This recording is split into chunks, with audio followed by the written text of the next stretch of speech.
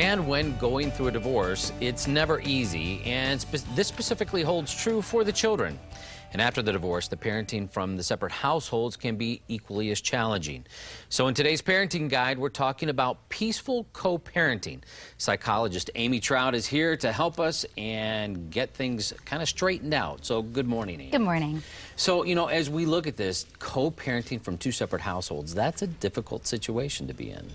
It can feel really astronomical for parents and for kids. You know, we don't want to get them caught up in the crossfire, but unfortunately, you know, they end up being sort of the unintended victims in a lot of, you know, stressful situations when issues come up.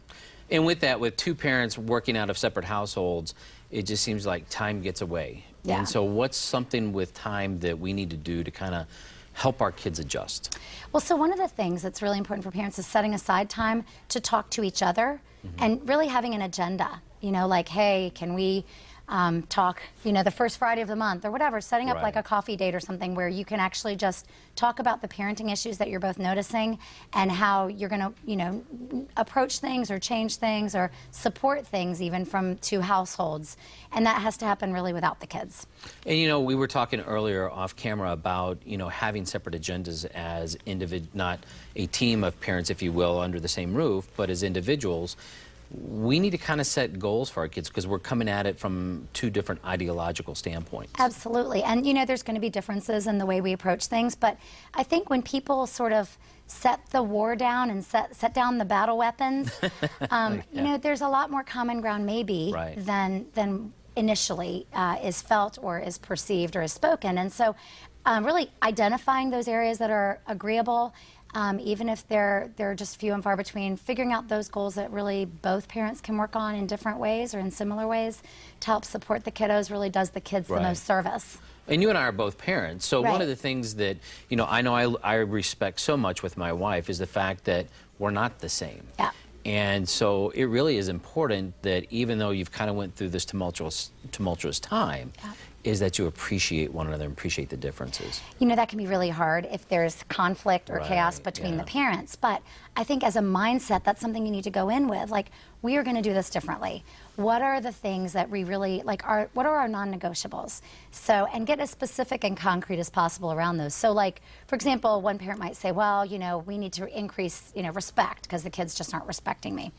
And so as the other parent, you may or may not be feeling the same way, but getting the other parent to say, like, well, what exactly does that look like for you? Well, reducing back talk or, you know, following through with things I asked them to do. Getting really specific and concrete, because even if it's not happening in your home, that's the language you can work with. Okay, we can talk about reducing back talk at home. What kind of consequences seem appropriate from your perspective and mine? And then, you know, kind of figuring out, again, where that common ground is while we still appreciate that there are differences. There are going to be things that's going to drive one parent crazy that the other parent may just be like, well, that's just kind of funny.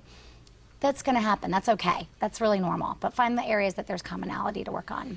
So in this time, as the dust settles in the battleground, we need to set aside time. Yep. We need to have specific goals. Right.